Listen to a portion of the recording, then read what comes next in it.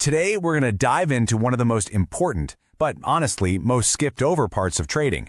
How you can practice before you even think about risking real money. We're pulling all of this straight from Chapter 7 of Trading Options for Dummies, and it all kicks off with a really simple idea. You know, the book starts with this awesome metaphor, and it's so true.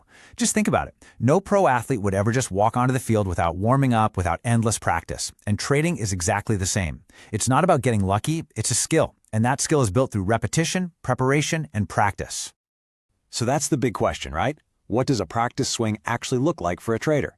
Well, it's not just one thing, it's a whole training process. And it's designed to build your skill, your discipline, and your gut feeling for the market long before the real pressure kicks in. And here's our game plan for today. We're going to walk through this whole process. We'll start with the right mindset, the practice swing itself, then we'll get into watching the market, then trading with fake money, then building a solid system, and finally putting it all together to achieve mastery.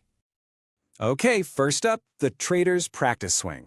This is really all about the philosophy, about getting those reps in. It's about building good habits from day one so the bad ones never even get a chance to form. And let's be really clear about something. The goal of practice isn't to see how much fake money you can make. The real goal is to master risk management. It's about training yourself to cut losses and execute your plan perfectly when the stakes are zero, so that it becomes pure muscle memory when the stakes are real. All right, that brings us to the next phase, just watching the ticker tape. Seriously, before you even think about making a fake trade, you need to develop an intuition for the market. And you do that by just watching. So what are you watching exactly? You're watching the option Greeks. Think of these like the dashboard of your car. They're the vital signs of any option. They tell you exactly how its price is going to react to a change in the stock price, to the simple passing of time, or to a spike in volatility. Now, this is where it gets really interesting. A simple log like this lets you see these invisible forces in action. Look at what happens from day 1 to day 2. The stock price goes up, and look, so does the delta. That means the option is getting more sensitive to the stock's moves. But also, look at theta. It's negative every single day, just chipping away at your option's value. And this right here is one of the most critical things to understand about options. That time decay, theta, it's not some slow, steady drip. As you get closer to expiration day, that decay speeds up. And I mean it really speeds up. The book calls it a waterfall, and that is the perfect way to picture it. Your value can just fall off a cliff. Okay, so you've been watching, you've been learning. Now it's time to actually step into the ring. The simulator, that is. Welcome to paper trading, your totally risk-free training ground. Paper trading is amazing for learning the buttons and building a routine without losing a dime. But, and this is a really big but, it has one giant flaw. It does nothing to prepare you for the real battle, which is the one that happens inside your own head. That feeling in your stomach when a trade goes against you, or that rush of greed when it goes your way. That's just not there with fake money. So if you're going to do it, you've got to make it as real as possible. That means you have to factor in costs like commissions and slippage. But the most important thing, you have to be brutally disciplined. Follow your rules for getting in and getting out to the absolute letter. No cheating. You see, all this discipline, it's not for nothing. It's leading us somewhere important. It's leading us to our 4th section, building your trading system. The whole point of practice is to stop making random trades and start following a concrete, repeatable plan. So how do you know if your plan has any chance of working? Well, you backtest it.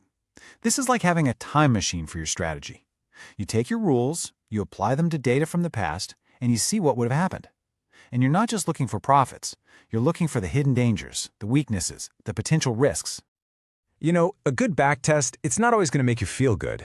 It's going to show you the worst-case scenario. It'll spit out a number like this one, the single biggest loss your system would have ever taken. And seeing that, well, it gets your attention. And it forces you to ask maybe the most important question in all of trading.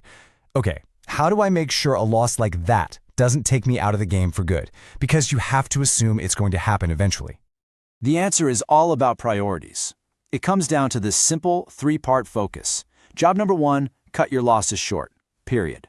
Job number 2, protect your winners so they don't turn back into losers. And only after you've done those 2 things do you worry about job number 3, letting your profits run. See the order there? It's risk management first, second, and third.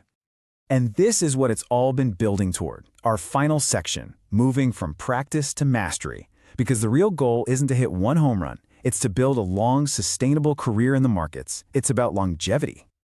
You can see how it's all a journey, a logical path. You start with the theory, the book knowledge. You apply it in a safe place with paper trading. You take what you've learned and build a system you can test. And you use that system to manage risk, which is the only thing that will keep you in the game long term. And here's maybe the most important secret of all. There's no such thing as the single best system. The only best system is the one that's best for you. It has to feel right, it has to fit your personality and your appetite for risk.